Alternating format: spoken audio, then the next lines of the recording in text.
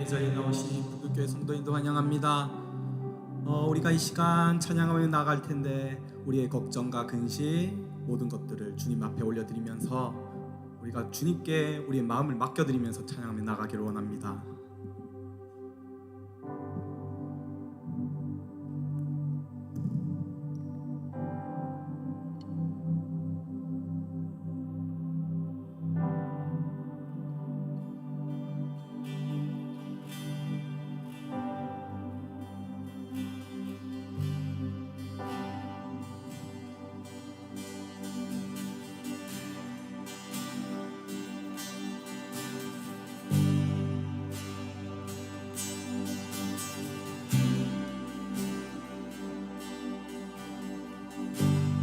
주님과 같이 내 마음 만지는 분은 없네. 오랜 세월 찾아 난 알았네. 내게 주밖에 없네. 주님과 같이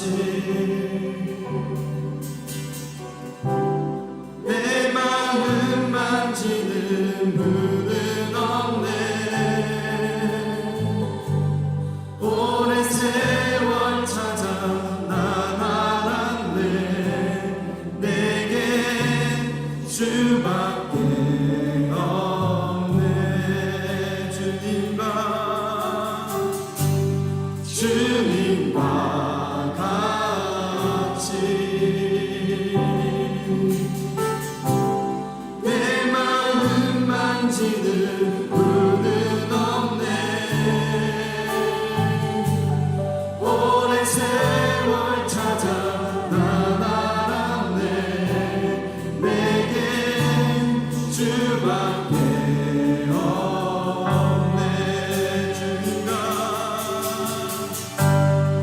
주님과 같이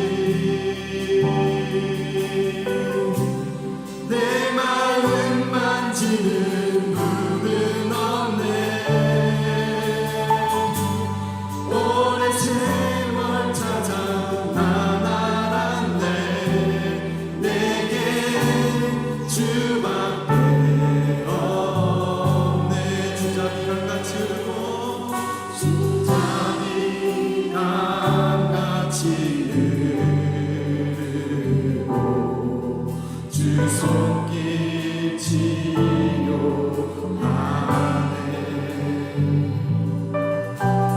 고통 받는 자녀 부르시니 주밖에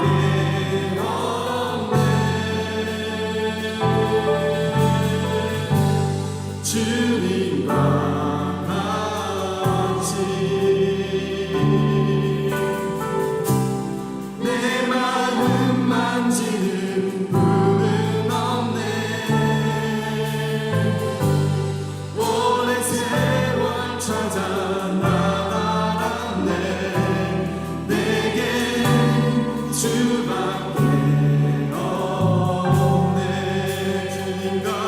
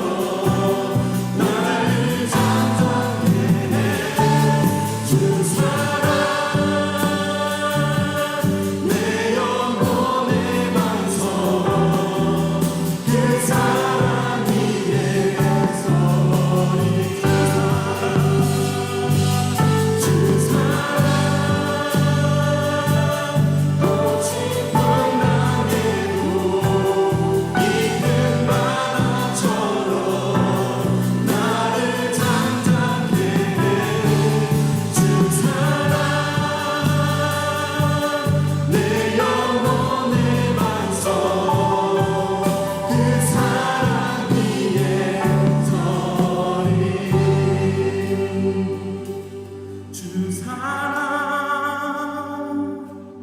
거친 풍랑에도 깊은 바다처럼 나를 잠잠케 해준 사랑 내 영혼의 반석 그 사랑 위에 서리.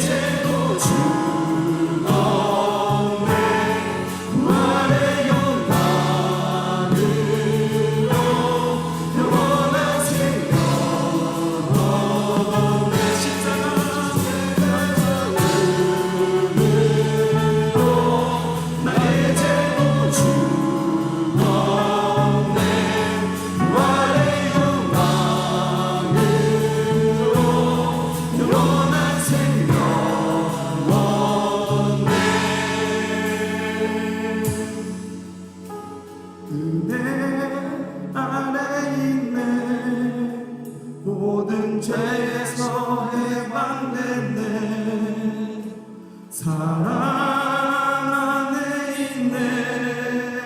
그 무엇도 끊을 수 없네. 은혜 안에 있네. 모든 죄에서 해방됐네. 사랑 안에 있네. 그 무엇도 끊을 수 없네. 은혜 안에 있네. 모든 죄에서 해방됐네. 사랑 안에 있네. 그 무엇도 끊을 수 없네. 십자가 죽음으로 나의 죄도 죽었네. 부활의 영광으로 영원한 생명 얻었네. 십자가 죽음으로 나의 죄도 죽었네. 부활의 영광으로 영원한 생명 얻었네. 십자가 죽음으로 나의 죄도 죽었네. 부활의 영광으로 영원한 생명 얻었네.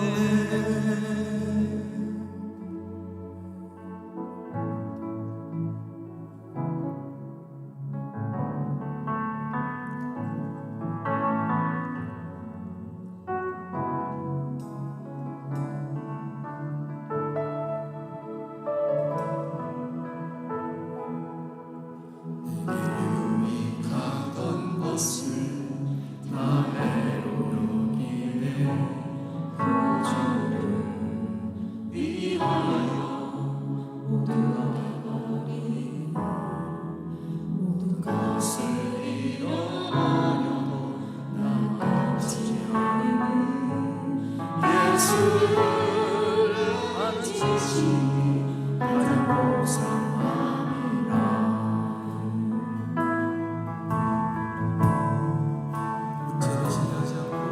육체를 신뢰하지 않고 겸손한 마음으로 부활의 능력과 고난에 찬양하며 그의 죽으심을 본받아 그리스도를 얻고 예수의 안에서 발견되려 함이라. 편대를 향하여 그리스도를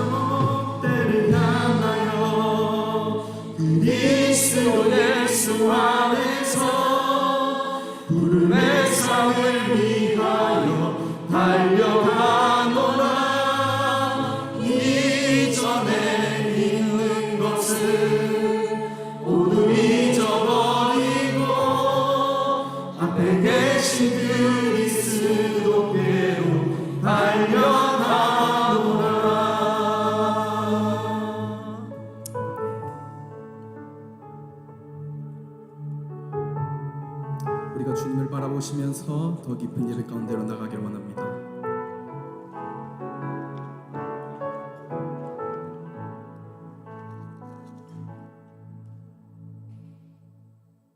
하나님이여, 나의 부르짖음을 들으시며 내 기도에 유의하소서. 내 마음이 약해질 때에 땅끝에서부터 주께 부르짖으려니 나보다 높은 바위에 나를 인도하소서. 주는 나의 피난처시요 원수를 파하는 견고한 망대이심이니이다. 내가 영원히 주의 장막에 머물며 내가 주의 날개 아래로 피하리이다. 아멘. 하나님은 영이시니 예비하는 자가 영과 진리로 예비할지어다. 아멘. 사도신경 우리의 신앙을 함께 고백하겠습니다. 나는 전능하신 아버지 하나님 천지의 창조주를 믿습니다. 나는 그의 유일하신 아들 우리 주 예수 그리스도를 믿습니다.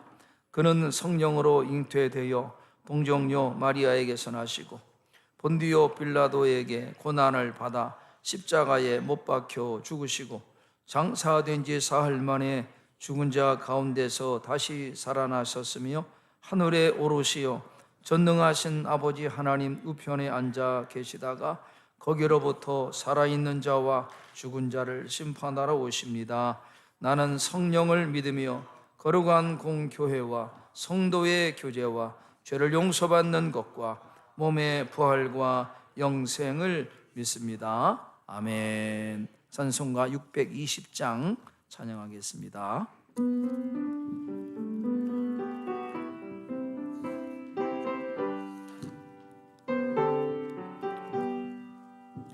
여기에 모이우리 주의 은총 받은 자여라.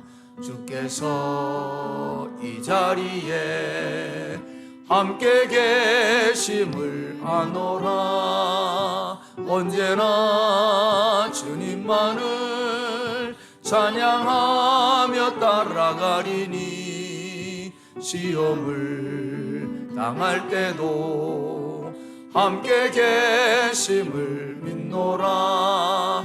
이 믿음 더욱 세라. 주가 지켜주신다. 어두운 밤에도 주의 밝은 빛 인도하여 주신다.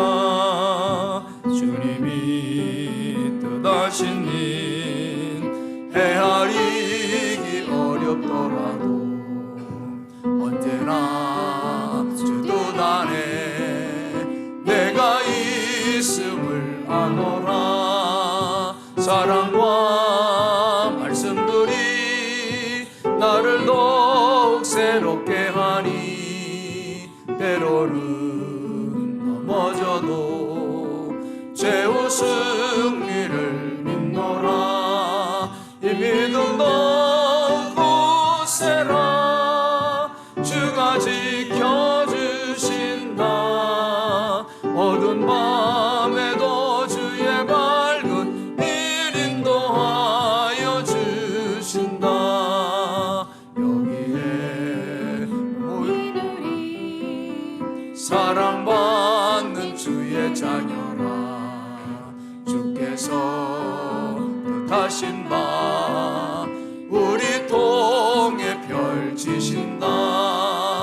고통과 슬픔 중에 더욱 주님 의지하오니 어려움 이겨내고 주님 더욱 찬양하라.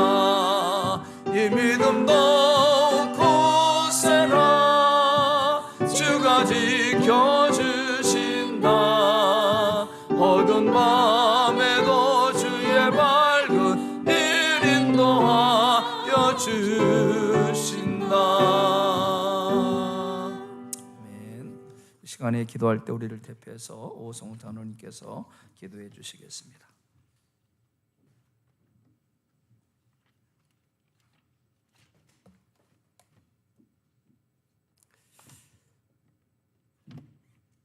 사랑의 하나님 아버지, 주님의 은혜를 보한 감사를 드립니다.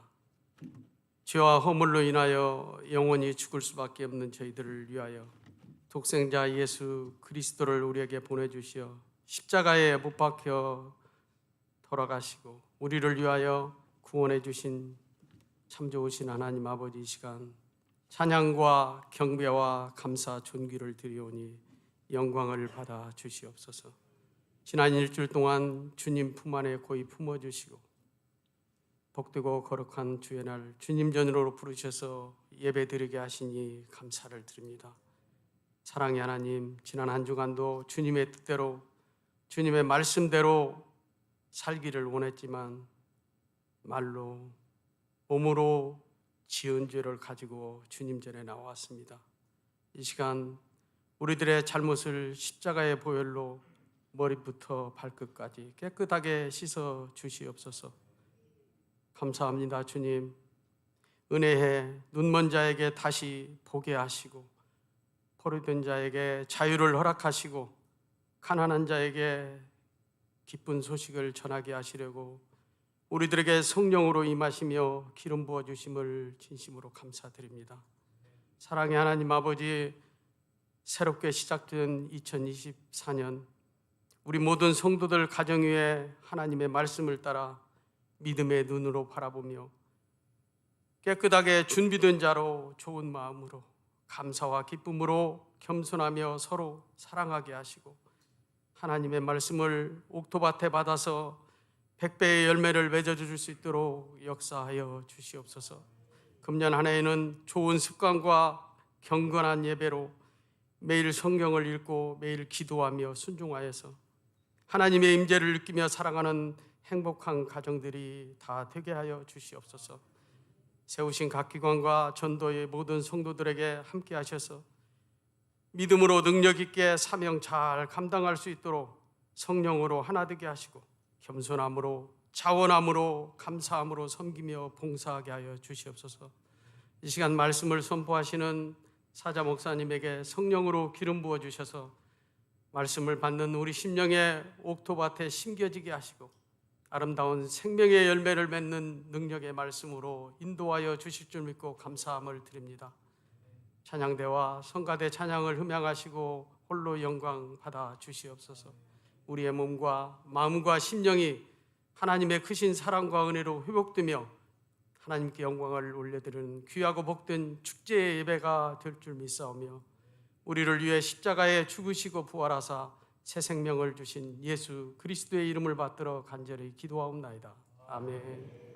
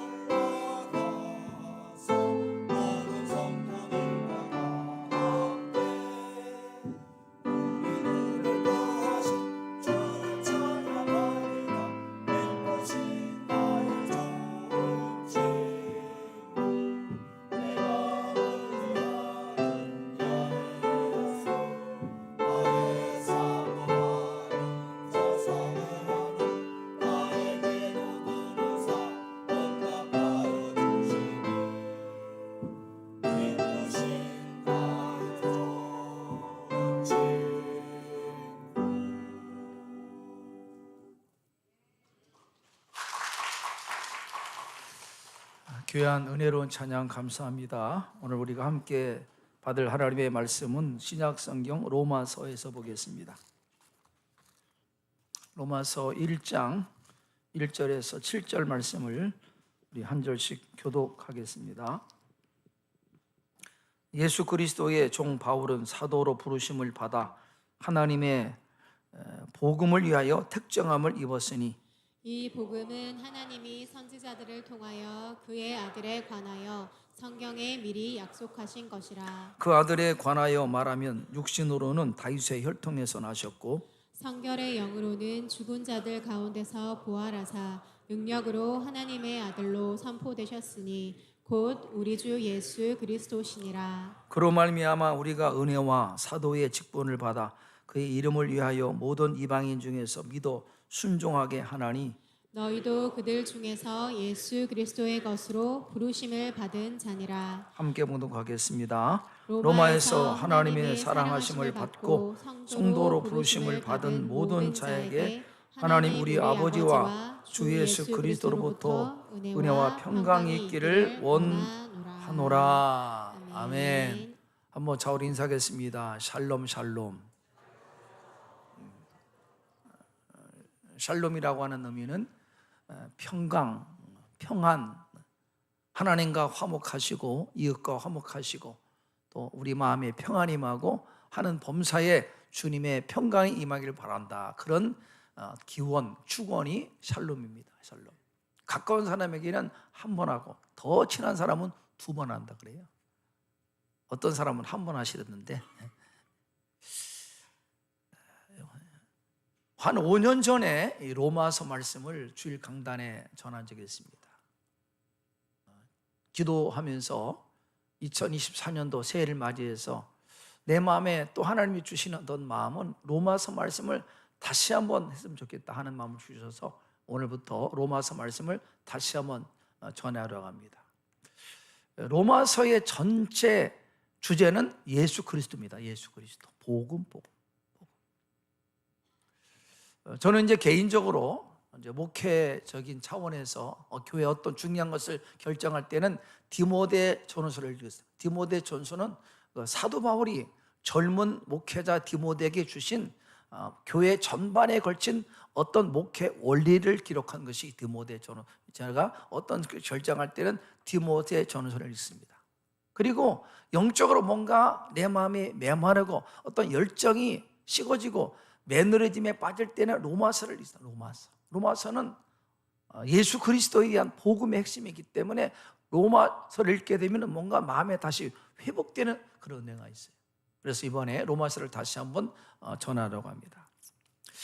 군에 가면은 제가 논설훈련소에서 훈련을 받았는데 군에 가면은 아침에 기상하면은 이제 연병장에 이제 그 군인들이 나오잖아요. 그때 그 조교가 한 사람을 지목해서 기준을 기준을 정하면 흐트러진 대열이 일사불란하게 정리를 딱 합니다. 기준이라는 것이 중요한 것이죠. 어떤 의미에서 로마서는 우리 신앙의 흐트러진 그 마음과 믿음을 다시 한번 예수 그리스도에게 정렬시키는 기준이 되는 것이다. 그렇게 기준, 로마서가 기준이에요. 로마서는 사도 바울이 로마에 있는 교회에 보낸 편지입니다. 로마서 편지죠. 그러나 사실 로마 교회는 바울이 개척한 교회는 아닙니다. 그 교회가 자생적으로 세워졌어요. 오순절날 유대인의 절기를 지키기 위해서 흩어져 있던 유대인들이 예루살렘에 다 모입니다. 절기를 지키기 위해서. 디아스포라라고 하죠. 흩어진 유대인들이 오순절날 예루살렘에 모였을 때 오순절날 마가다락방에서 성령 충만함을 받은 사도들이 베드로가 다락방을 뛰쳐나가서 예수님의 복음을 전합니다. 그때 많은 사람이 은혜를 받습니다. 은혜를 받아요. 그 은혜 받은 사람들이 돌아가서 자기 이웃에게 복음을 전하고 그래서 세워진 교회가 로마 교회입니다. 로마 교회는 자생적 교회다 그렇게 말하죠. 사도들이 직접 가서 전한 것이 아니라 은혜 받은 사람들이 자기가 사는 거기에 가서 이웃에게 복음을 전해서 세워진 교회가 로마 교회라고 그렇게 이야기합니다. 여러분, 오순절날 사도 바울이 전한 그 메시지가 무엇이었습니까? 바울이 베드로가 오순절날 마가다락방에서 성령 세례받고 충만해서 전한 그 복음 설교가 무엇인가? 베드로가 그렇게 전했습니다. 형제 여러분, 하나님께서 우리를 구원하시려고 나사렛 예수를 보내셔서 그 능력과 권능을 행하게 하셨으나 너희가 그를 알아보지 못하고 그 예수를 십자가에 못 박았다.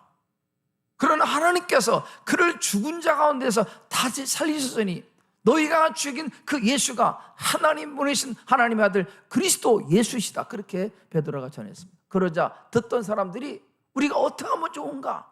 우리가 모르고 그를 십자가에 죽였으니 어찌 하면 좋겠습니까? 그때 베드로가 말씀합니다. 너희가 회개하여 각각 예수 그리스도의 이름으로 세례를 받고 죄사함을 받아라. 그리하면 성령을 선물로 받으리니. 그래서 그날 베드로 사도 설교 듣고 회개하고 세례받고 성령 받은 사람이 3,000명. 이때 그 3,000명 중에 복음을 듣고 은혜 받고 자기 마을로 돌아가서 복음을 전해서 모인 공동체가 로마 교회라 하는 것입니다. 로마 교회. 이 말은 로마 교회는 이미 오순절날 베드로가 전한 말씀을 통해서 복음을 듣고 예수를 믿는 사람들입니다. 근데 바울은 말하기를 15절에 나는 할 수 있는 대로 로마에 있는 너희에게도 복음 전하기를 원한다. 이미 복음을 들었는데 다시 복음을 전하고 싶다. 그렇게 바울이 말하고 있습니다. 이미 복음을 들어서 알고 있고 예수를 믿고 있는 로마 교회 성도들에게 다시 바울은 복음을 전하겠다. 그렇게 말하고 있습니다. 여러분, 왜입니까? 우리가 세상에 살면서 복음의 감격과 첫사랑을 잊어버리고 흔들리는 우리의 믿음의 기준을 잡아주기 위해서 복음은 필요한 것입니다. 다시 한번 우리의 믿음과 우리의 신앙의 시선이 예수 그리스도에게 정렬되기 위해서 복음은 얼마나 중요한지. 여러분, 복음은 첫째는 교회 밖에 있는 불신자들이 들어야 되지만 이미 교회 안에 들어와 있는 성도들에게도 복음은 계속 들어야 된다. 그런 말씀입니다. 우리 중에도 우리가 교회 안에 와 있지만은 이미 예수를 알지만은 또다시 복음을 들어야 될 사람이 많이 있다는 말씀입니다.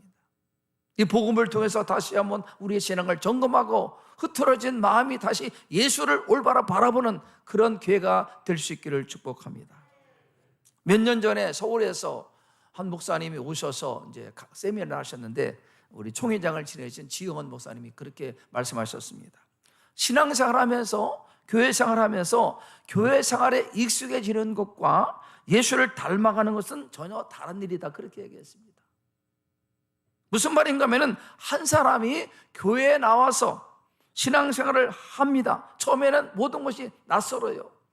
찬송도 낯설고 기도도 낯설고 또 예배 순서도 다 낯섭니다. 그러다가 시간이 지나면서 교회 생활에 익숙해집니다. 찬송 부르는 것이, 기도하는 것이, 또 예배 순서가 익숙해져요. 그런데 문제는 신앙생활, 즉 교회 생활을 통해서 예수님의 온유하고 겸손한 성품과 인격은 닮아가지 않고 예수님 당시 종교꾼인 바리새인처럼 종교 어떤 의식에만 익숙하고 그 마음이 성령으로 거듭나지 않고 그냥 종교 생활에 익숙하면 이것은 문제가 되는 것이다. 그렇게 이야기했습니다. 그러면서 그 목사님께서 말씀하신 것이 신앙생활은 예수를 믿고 하나님의 자녀로 거듭나고 예수를 점점 닮아가는 것인데 신앙생활의 가장 불행은 예수를 닮아가지 않고 종교꾼 바리새인처럼 되는 것이 가장 불행한 것이다. 그렇게 얘기했습니다. 그냥 종교의식에 익숙한 것이죠. 익숙한 것. 새 생명으로 거듭나지 않고 하나님의 자녀로 거듭나지 않고 그저 종교의식에만 익숙한 것은 불행한 것이다. 그렇게 이야기했습니다.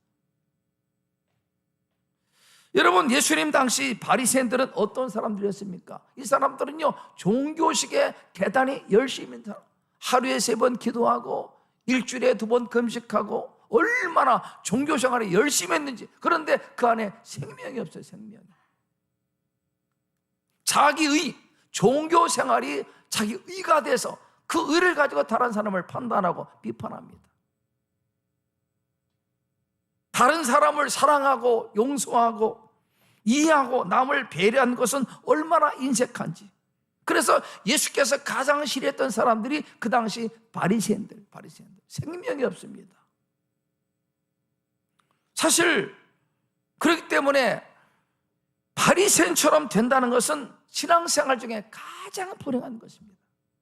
오래 믿어도 그 신앙이 점점 주님을 닮아가지 않고 종교의식에 익숙해서 바리새인처럼 된다는 것은 신앙생활에서 가장 불행한 것이다, 그렇게 말할 수 있습니다. 한번 따라서겠습니다. 바리새인처럼 되지 말고 예수님을 닮아갑시다. 그래요. 이것이 신앙의 목표. 우리 주 예수를 닮아가는 것이 되는데 점점 신앙이 바리새인처럼 된다는 것은 얼마나 불행한 것입니까? 사실 로마서를 기록한 바울도 원래는 철저한 엄격한 바리새인 중에 바리새인이 바울이었습니다. 당대 최고 학부라고 하는 가마리엘 문화의 제자였고 장래가 촉망되는 학자였습니다.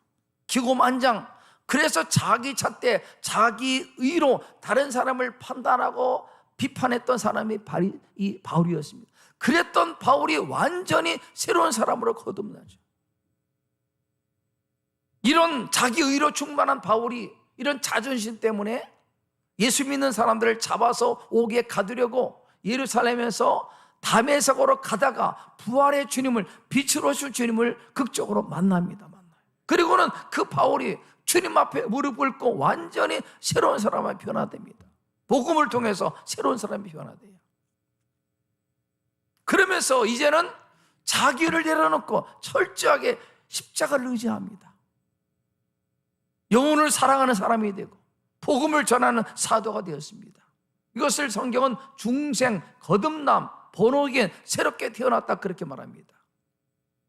무엇이 그렇게 강팍한 바울을 하나님의 사람으로, 예수의 사람으로, 복음 전도자로 그렇게 거듭나게 했는가? 율법이 아닙니다. 어떤 학문이 아니라 오직 십자가 복음, 예수님의 복음이 그 사울을 바울되게 했다라고 하는 것입니다.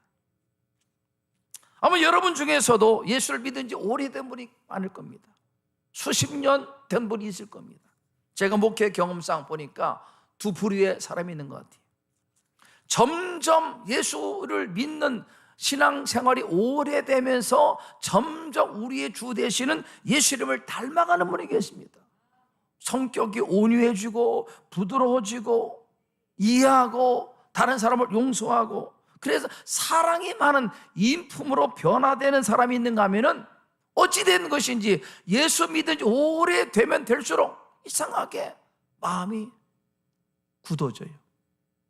교만해지고 그 예수 믿는 것이 자기 의가 돼가지고 그 의를 가지고 다른 사람을 비난합니다. 정죄합니다. 마음이 굳어진 사람이 있어요. 너무 안타까운 것이죠. 마치 바리새인처럼. 제 조카가 있는데 학생 때 굉장히 게을러요. 조카가 머리도 잘 감지 않고 세수도 잘 하지 않고 얼마나 게으른데, 근데 어느 날 순간에 싹 바뀌더라고요. 하루에 3번을 막 여러 번 하고 머리도 자주 감고, 가만히 보니까 애인이 생긴 거예요. 사랑하니까 변하더라고. 사랑하니까. 그래서 그런 말 있잖아요. 기침과 사랑은 감출 수 없다. 그래요. 사랑하니까 완전히 변하더라고요. 여러분, 예수 믿는 것은 사랑의 본체 되시는 하나님과 교제하는 겁니다. 하나님과 연애하는 건데, 그 하나님을 만나는데 안 변해? 기적입니다. 예수를 믿고 사랑의 하나님과 교제하면요 변하는 것이 당연합니다. 안 변하는 것이 기적이야. 변해야 됩니다. 변해야 돼요. 그렇기 때문에 예수 믿고 거듭난 구원받은 사람에게 감출 수 없는 것이 두 가지입니다. 기쁨과 사랑이에요. 기쁨과 사랑. 이것이 예수 믿는 사람들에게는 반드시 나타나게 됩니다. 왜? 사랑의 하나님과 만나기 때문에 기쁨과 사랑이 나타나게 돼 있어요. 그런데 신앙생활을 오래 하면서도 직분을 받아도 여전히 변화되지 않고 오히려 더 성격이 고약해지고 매사 부정적이고 여전히 마음이 강팍하다면 바울의 말씀을 경청하셔야 됩니다. 뭐라고 말합니까? 너희가 구원받았는가 한번 진지하게 스스로 돌아보라. 구원받았고 거듭났고 새로워졌다면 반드시 인생이 변하게 돼 있는데 안 변한다. 여러분의 구원을 한번 스스로 돌아보라는 겁니다. 구원받았는가 착각할 수 있다는 거예요. 나는 구원받았다 착각일 수 있다는 거예요. 착각. 종교의식은 익숙한데 과연 예수로 말미암아 구원받았는가 스스로 한번 돌아보라. 그렇게 바울이 말합니다. 스스로 돌아보라. 자신이 정말 죄임을 인정하고 회개하고 주를 통해서 거듭남의 은혜가 있는가를 진지하게 돌아보라고 바울이 말씀합니다. 여러분 다시 한번 로마서를 통해서 여러분의 구원을 진지하게 돌아보고 복음으로 말미암아 새롭게 변화되는 은혜가 있기를 주 이름으로 축복합니다. 바울이 로마서를 통해서 강조하는 것은 한 가지입니다. 예수 그리스도. 예수 십자가 복음은 우리를 구원하는 하나님의 능력이 있다라고 계속 이야기합니다. 따랐습니다. 복음은 우리를 구원하는 능력입니다. 이것입니다. 복음은 능력이. 어떤 개념이 아니라 철학이 아닙니다. 어떤 이론이 아니라 복음은 실제적으로 우리를 수렁에서 건지는 하나님의 능력이 복음이다라고 바울이 말합니다. 여기에서 구원은 어떤 수렁에서 건져낸다. 건져내는 것이 구원입니다. 건져내는 거, 건져내는. 위기 가운데 건져낸다는 거죠, 복음은. 어떤 죄라도 용서하는 능력이 복음에 있습니다. 모든 악에서 수렁에서 건져내는 능력이 복음에 있고 죄에 따른 무서운 형벌과 심판에서 건져내는 능력이 복음에 있고 질병과 사단의 매음으로부터 우리를 건져내는 능력이 복음에 있습니다. 어떤 시련과 역경, 고난 가운데서도 이기게 하시고 모든 저주로부터 건져내는 능력이 복음에 있다고 말씀합니다. 실패와 절망과 좌절, 시리에 빠진 인생을 일으켜 세우고 소망을 주는 것이 예수님의 복음이 있다라고 바울이 말하는 겁니다. 그래서 복음은 능력이에요. 어떤 철학이 아닙니다.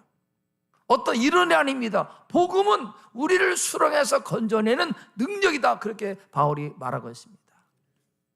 최근에 제가 어떤 분의 소개로 황창현 신부님의 동영상을 보니까 너무 재미있더라고요.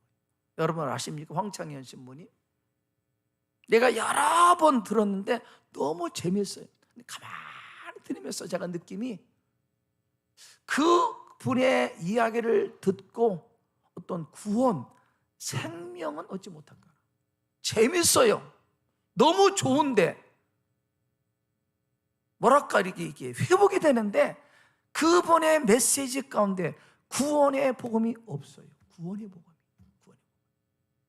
그분을 제가 편단하는 건 제 개인 생각입니다. 여러분 다르겠지만 여러분 잘못하면은 재미있게 웃다가 지옥 갈 수 있습니다. 복음은요 그게 아니에요. 복음은 생명을 살리는 겁니다. 생명을 살리는 거예요. 복음은 거듭나는 것입니다. 새롭게 태어나는 것입니다. 새롭게. 이 세상에 재미있는 건 맞습니다. 얼마나 세상에 재미있습니까? 근데 재미있는 세상에 재미있게 살다가 지옥 갈 수 있어요. 그러나 복음은요 우리를 거기서 건져냅니다. 살려내는 것입니다. 그래서 복음이 능력인 것이. 중세시대에 어거스틴이라고 하는 유명한 신학자가 어거스틴, 성 어거스틴이라고 하죠. 당대 수사학 또 문학, 철학을 공부한 아주 탁월한 사람입니다. 그 어머니가 모니카라고 하는 유명한 신실한 기도의 사람이에요. 그런데 그 어머님의 그 눈물의 기도에도 불구하고 이 어거스틴이 젊은 날 굉장히 방탕합니다. 도덕적으로 정욕을 따라 살면서 타락하고 영적으로도 그냥 방황하면서 만유 이단에 빠져가지고 굉장히 방황합니다. 그러던 31살 되던 어느 날 갑자기 어디에서 이런 소리가 들립니다. 집어서 책을 읽으라, 집어서 읽으라. 이 음성을 이 어거스틴이 신의 계시로 받고 성경책을 펴서 있습니다. 그 성경책을 펴서 읽은 내용이 로마서 13장 13절 14절 말씀입니다. 한번 말씀을 읽어볼까요? 읽겠습니다. 낮에와 같이 단정히 행하고 방탕하거나 술 취하지 말며 음란하거나 호색하지 말며 다투거나 시기하지 말고 오직 주 예수 그리스도로 옷 입고 정욕을 위하여 육신의 애를 도모하지 말라. 이 말씀을 읽으면서 그 어거스틴이 완전히 순간 무릎 꿇고 주님을 영접하고 거듭나고 새로워집니다. 후에 그가 이렇게 말합니다. 로마서 13장 14절 마지막 단어를 읽는 순간 더는 읽지 않아도 되었다. 아니 더 이상 읽어갈 필요가 없었다. 이 구절을 읽는 중에 갑작스럽게 찬란한 빛이 내 마음을 환하게 비추고 그 모든 의심이 먹구름이 말끔히 다 사라졌다. 그렇게 고백했습니다. 그 말씀을 통해 구원의 빛이 그에게 임한 것, 구원의 빛이 임한 것입니다. 그 순간 어거스틴이 그 앞에 무릎 꿇고 주님을 구주로 받아들이고 완전히 새로워집니다. 그래서 교회 역사 가운데 가장 위대한 중세 신학자 어거스틴이 되는 거죠. 이것이 바로 복음의 능력이고 말씀의 능력이고 예수의 십자가 능력입니다. 사람을 완전히 변화시키는 것입니다. 여러분의 믿음 생활이 그저 단순히 어떤 종교 의식에 익숙한 신앙이 아니라 완전히 예수의 복음의 능력으로 변화되고 새로워지고 새 생명으로 태어나는 은혜가 있기를 축복합니다. 이것이 예수 믿는 것입니다. 단순히 오래 다니면서 익숙해지는 것이 아닙니다. 잘못하면 바리새인데 바리새인 종교꾼이 되면 그게 아닙니다. 완전히 새 생명으로 거듭나는 것입니다. 새 생명으로 새롭게 태어나는 것입니다. 이 복음의 능력이에요. 복음의 능력은 죄의 권세를 깨트리고 불신과 의심의 한계를 다 제거하고 하나님 앞에 죄님을 깨닫게 하고 예수님이 하나님의 아들이심을 믿게 하고 삶의 어둠과 두려움이 복음의 빛으로 다 사라지게 하고 시련과 고난이 와도 예수님을 의지함으로 믿음의 관점으로 실화를 해석하면서 이겨내게 하시고 예수님 안에서 왜 사는가 삶의 의미와 이유를 발견하게 되고 소망을 갖게 되고 잃어버린 복음의 감격과 예수님을 만난 첫사랑을 회복하는 것이 복음의 능력입니다. 이 복음의 능력, 이것을 다시 회복하는 우리 성도들을 축복합니다. 그저 신앙생활의 매너리즘에 빠지지 말고 그저 다니기만 하지 말고 새 생명으로 거듭나는 구원의 감격을 누리는 우리 성도 되기를 축복합니다. 그것이 신앙생활의 맛이죠. 오늘 성경 말씀에 바울이 로마 교회 성도들에게 인사하면서 이렇게 소개하면 나는 예수님의 종입니다. 나 바울은 사도로 부르심을 받았습니다. 사도는 보냄을 받은 자입니다. 나 바울은 하나님의 복음을 위하여 택정을 받았습니다. 그렇게 자기를 소개합니다. 여러분은 사람을 만날 때 자기를 뭐라고 소개합니까? 뭐라고 소개합니까? 바울은 항상 당당하게 말합니다. 나 바울은 예수님의 복음을 위해서 사도로 부름받았습니다. 나는 예수님의 종입니다. 당당하게 말합니다. 당당하게 나는 예수의 종입니다. 한마디로 말하면 나는 하나님께 선택받아서 구원받아 예수님을 전하는 복음의 일꾼입니다. 그런 고백입니다. 난 예수로 말미암아 새 사람 되었고 하나님께 선택받았고 예수를 전하는 복음의 일꾼이 바울입니다. 그렇게 소개합니다. 바울이 예수 그리스도가 나의 주인이고 나는 그분의 종입니다 라고 할 때 이 종이 노예입니다. 노예. 둘러서 노예예요. 노예. 당시 로마 시대는 노예 제도가 있어가지고 인구의 절반이 노예였다 그렇게 말합니다. 얼마나 노예가 많은지 그럴 정도로 노예가 많았다는 거죠. 그런데 그 당시 노예라고 하는 신분은 굉장히 비참했습니다. 이런 말 했습니다. 노예와 당나귀는 주인을 위해서 노동한다는 점에서는 같지만 노예는 말을 할 줄 알고 당나귀는 말을 할 줄 못한다는 차이가 있을 뿐이에요. 그럴 정도로 노예는요 아주 비참했습니다. 그런데 바울이 자기를 소개하면서 나는 예수의 종이다. 그렇게 비천한 처참한 비인격적인 대우를 받는 그 종을 자기라고 소개합니다. 나는 예수님의 노예입니다. 그렇게 소개하는 거예요. 여러분 사실 바울은 꽤 괜찮은 집안의 출신입니다. 가문도 괜찮고, 또 당시 학문적 배경도 굉장한 사람, 가마리엘 문화생입니다. 당시 가마리엘이라고 하는 스승은요, 모든 유대인들이 다 존경하는 최고의 스승입니다. 최고의. 아무나 그 문화에 못 들어갑니다. 얼마나 엄격한지. 그런데 바울은 그 가마리엘 문화의 문화생입니다. 제자입니다. 제자. 얼마나 자부심이 강합니까? 최고학부의 제자인데. 그런데 바울은 그걸 자랑하지 않고 나는 예수님의 종입니다 라고 예수 종된 것을 떳떳하게 자랑하고 있습니다. 바울은 예수를 아는 지식이 얼마나 고상하고 귀한지 내가 전에 알고 있는 모든 지식을 배설물처럼 버린다. 예수님을 만난 것이 얼마나 좋으면 자기 스스로 나는 예수님의 종입니다 이렇게 고백하는 겁니다. 얼마나 좋으면 그러겠어요. 우리는 바울의 고백에서 중요한 것을 생각합니다. 누구의 종인가? 과연 누구의 종인가 하는 것입니다. 여러분, 종은 주인에게 예속된 존재입니다. 종의 운명은요 주인에게 달려있는 거예요. 현대사회는 노예 제도는 거의 사라졌습니다. 그러나 엄밀하게 영적으로 보면 현대사회도 종은 존재합니다. 가만히 생각해 보십시오. 많은 현대인들이 뭔가에 예속되어 있습니다. 예속되어 있어. 종노릇해요. 돈에 종노릇하고 물질에, 쾌락에, 성공에, 출세에, 사람에게 매여 있습니다. 세상 문화에 매여 있습니다. 묶여 있어요. 어떤 분은 이 드라마에 예속돼 가지고 모든 자기의 스케줄이 전부 다 드라마에 맞춰요. 드라마 때문에 어디도 가지 못하고, 드라마 때문에 시간을 빨리 정해야 되고, 모든 것이 드라마예요. 이렇게 현대인은요, 노예의 제도는 없지만 현대인들 많은 대부분이 어떤 것에 매여 있고 묶여 있습니다. 영적으로 보면요 종이에요. 종. 예속되어 있는 거죠.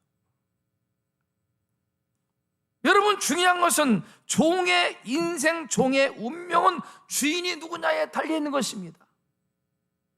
돈을 주인으로 삼고 물질에 매여 살고 예속되면 그 결말은 돈 주인에게 버림받습니다.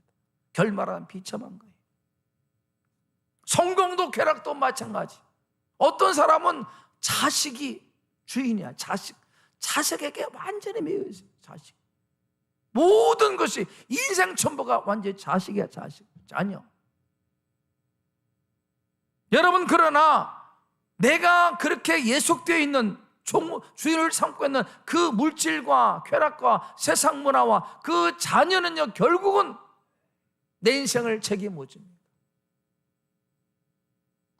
결국은 그것 때문에 피눈물 흘리는 경우가 얼마나 많습니까? 돈 때문에 배신당하고 인생 망가지고, 성공 때문에 출세를 구하다가 자녀 때문에 얼마나 고통을 많이 받는지 몰라요. 그것들은 결국 우리의 인생의 주인이 될 수가 없다는 건데 거기에 예속되어 있습니다. 우리 한국의 50대 남성들이 가장 즐겨보는 프로가 자연인이라고. 자연인. 저도 자연인을 가끔 봅니다. 참 재밌어요. 자연인. 어떻게 정서가 많이 이렇게 와닿는 것 같아요. 자연인. 그런데 거기에 나와 있는, 자연인에 나오는 그 모든 그 주인공들, 그분들의 공통점 이야기했어요. 공통점. 전부 다 한결같이 다 들어보니까 돈에, 성공에, 출세, 그것 바라보고 정신없이 살다가 건강 잃어버려서 여기 왔다. 그거 다 얘기하더라고요. 돈 쫓다가, 성공 쫓다가, 출세 쫓다가 건강 잃어버리고 가정 깨어지고 이 산에 들어왔다. 그렇게 다 이야기합니다. 여러분, 사도 바울도 주님을 만나기 전에는 율법의 종이었습니다. 학문을 최고로 여기며 자기로 충만한 사람이 바울이었습니다. 그런데 예수가 하나님의 아들 구원자라고 하니까 자존심이 상해서 그 예수 믿는 사람을 잡으려고, 옥에 가두려고 다메섹으로 가는 도중에 주님을 만난 거예요. 주님을 만나면서 자기가 지금까지 추구했던 것이 얼마나 어리석은지 깨닫고 그 주님 앞에 무릎을 꿇고 이제부터 내가 당신을 나의 주인으로 모시겠습니다. 나는 예수님의 종입니다. 그렇게 고백한 것입니다. 예수님이 나의 주인입니다. 여러분, 그렇습니다. 예수 그리스도를 만나면 인생이 변합니다. 변하지 않는 것이 기적입니다. 변하게 돼 있습니다. 사랑의 본체, 구원자 예수, 하나님의 아들 주님을 만나는데 왜 안 변합니까? 변하게 돼 있어요. 여러분이 예수 믿어도 안 변한다. 여러분이 정말 예수를 믿는가, 구원 받았는가 한번 진지하게 고민하면서 돌아보십시오. 돌아보셔야 됩니다. 이 상태로 과연 좋은가? 내가 정말 구원 받았는가? 천국 가겠는가? 진지하게 고민하고 돌아보셔야 됩니다. 변하지 않으면 어쩌면 구원받지 못할 수 있는 겁니다. 예수를 만나지 못할 수 있는 거예요. 어쩌면은요, 더 극단적으로 천국까지 못할 수가 있다는 것입니다. 교회 안에 천국까지 못할 사람이 많이 있습니다. 많이 있어요. 종교꾼인데 의식은 익숙한데 예수를 못 만난 거예요. 그런 사람이 많이 있다는 거죠. 이제 로마서를 통해서 다시 한번 뜨겁게 주님을 만나고 열정이 회복되고 첫사랑이 회복되는 그런 교회가 될 수 있기를 주의 이름으로 축복합니다. 종교꾼으로 그냥 살지 말고 예수를 만난 새 생명을 가진 하나님의 사람으로, 거듭난 사람으로 그렇게 살아가는 우리 성도 되기를 축복합니다. 여러분, 바울이 주님을 만났습니다. 완전히 새로워졌습니다. 변화가 됐습니다. 그렇게 예수 믿는 사람들을 체포해 속에 가두고 죽이는 데까지 가담한 그 바울이 예수 만나서 그 죄를 용서받습니다. 새로워졌습니다. 어떤 허물과 죄도 주님은 용서하십니다. 자신의 생명을 바쳐서 우리를 구원해 주시고 사랑해 주시고 길이 되어 주시고 동행해 주시고 죽음 넘어 영원한 나라까지 함께 하시는 분이 예수 그리스도. 지금도 주님은 부활의 영으로 우리 안에 성령으로 함께 하시고 도와주십니다. 단순히 복음은 사상이 아닙니다. 이론이 아니고 철학이 아니고 학문이 아니고 살아있는 생명이에요. 생명, 영적인 생명, 복음. 우리가 믿는 예수가 어떤 개념입니까? 아닙니다. 사상도 아니고 이론도 아니고 철학도 아니고 살아있는 하나님의 영이 역사하는 생명입니다. 생명. 이 생명을 우리 마음에 모셔야 구원받고 거듭나고 천국 가는 것이고 인생이 변하는 것입니다. 여러분, 인생을 웃다가 지옥 가지 말고 예수 믿어 새 생명 얻어 다 천국 가는 우리 부경성도 다 될 수 있기를 주의 이름으로 축복합니다. 그래서 바울은 너무 기뻐서 예수 만난 이후에 예수가 나의 주인입니다, 나는 예수님의 종입니다, 그렇게 너무 기뻐서. 사랑하는 성도 여러분, 우리의 구원자 하나님의 아들 예수님을 인생의 주인으로 모시고 날마다 사랑 가운데, 기쁨 가운데, 생명 가운데 살아가는 우리 모든 성도 될 수 있기를 주의 이름으로 축복합니다. 복음, 기쁜 소식, 굿뉴스. 왜 예수가 기쁜 소식입니까? 내 집을 마련하고 자녀가 결혼하고 아이를 가지고 아이를 낳고 승진하고 진급하고 진학하는 것, 사업이 잘 되는 것, 너무 좋은 일이고 기쁜 일이지만 이런 모든 것들은 영원하지 않습니다. 한계가 있어요. 한계. 때로 어떤 것들은요, 그것이 어느 순간 우리에게 고통이 될 수 있어요. 고통이 돼요. 자녀가 대학 갔는데 대학 가서 잘못 사상에 빠져가지고 자녀에게 고통되는 성구가 얼마나 많습니까? 그런 수가 많아요. 상대적입니다. 절대적이지 않습니다. 세상의 기쁨은요, 유한하고 상대적이에요. 그러나 영원한 기쁨, 영원한 행복은요, 바로 예수 그리스도 복음밖에 없는 것입니다. 무엇보다 우리를 죄와 사망의 수령에서 예수님은 건져 주셨습니다. 지옥 형벌 받아 마땅한 인생을 천국 백성으로 우리 인생을 바꿔주셨어요. 두려움과 염려와 악한 영의 매임에서 구원해 주시고 하늘 평강과 소망을 주시는 분이 예수 그리스도이십니다. 질병의 매임과 고통에서 건져 주시는 분이 예수 그리스도 복음이에요. 다툼과 미움의 사실에서 자유케 하시고 화평케 하는 것이 예수 그리스도 복음입니다. 그래서 바울은 복음은 우리를 건져내는, 구원하는 능력이다, 그렇게 말하는 것입니다. 이 능력을 경험하고 체험하고 능력을 누리는 우리 성도 되기를 축복합니다. 그냥 오래 믿고 다니고 그냥 신앙생활 교회를 다니는 것이 아니라 새 생명을 경험하고 새 생명 가운데 복음의 능력을 누리는 그런 성도의 삶이 되기를 축복합니다. 서론에 말씀드린 것처럼 가장 불행한 것은 예수 믿어도 변화되지 않고 종교생활에 익숙해지는 것, 바리새이 되는 것이 가장 불행한 것입니다. 불행한 것입니다. 주님이 싫어하십니다. 외식을 버리고 껍데기 버리고 예수로 말미암아 새 생명 얻어 복음의 능력을 누리고 사는 우리 모든 부경성도 다 될 수 있기를 주의 이름으로 축복합니다. 이 복음의 능력이 희년, 이 복을 누리게 합니다. 희년.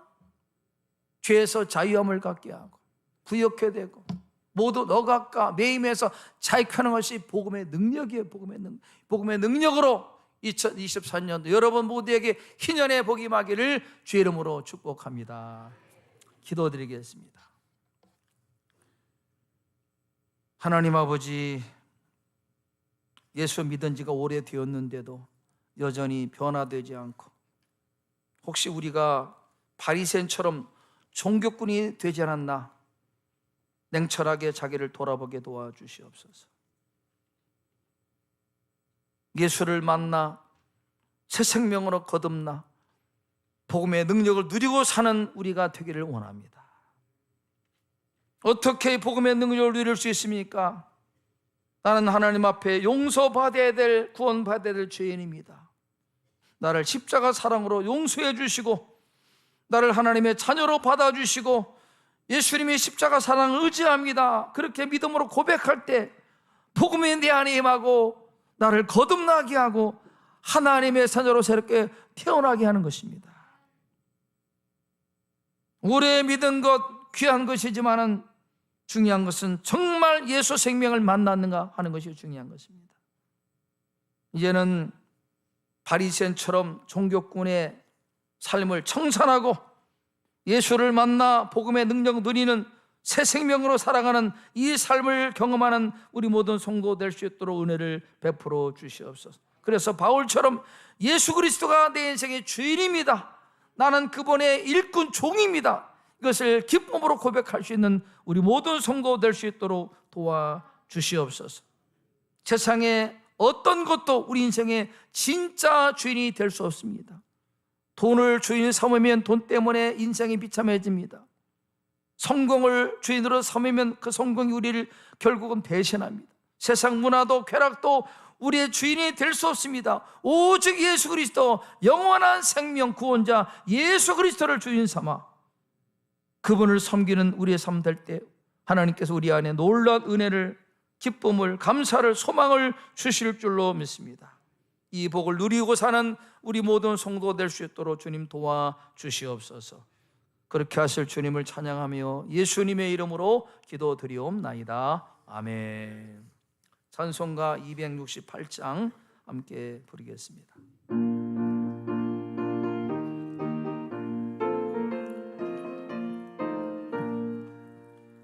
죄에서 자유를 얻게 함은 보혈의 능력 주의 염을 이기고 승리하니 참 놀라운 능력이로다.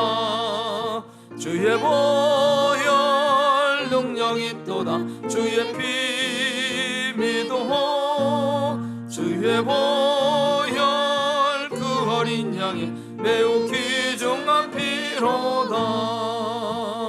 육체의 정력을 이기림은 보혈의 능력 주의 보혈 정결한 마음을 얻게 하니 참 놀라운 능력이로다. 주의 보혈 그의 피 믿어. 주의 보혈 그 어린 양이 매우 귀중한 피로다. 눈보다 더 이게 맑히는 보혈의 능력 주의 보혈 부정한 모든 것 맑히시니 참 놀라운 능력이로다. 주의 보혈 그의 피 믿어. 주의 보혈 그 어린 양이 매우 귀중한 피로다. 그 주의 복음을 전할지모 보혈의 능력 주의 보혈 날마다 나의 찬송 주니 참 놀라운 능력이로다 주의 보혈 능력인도다 주의 피 믿어 주의 보혈 그 어린 양이 매우 귀중한 피로다. 아멘. 오늘 우리에게 나오신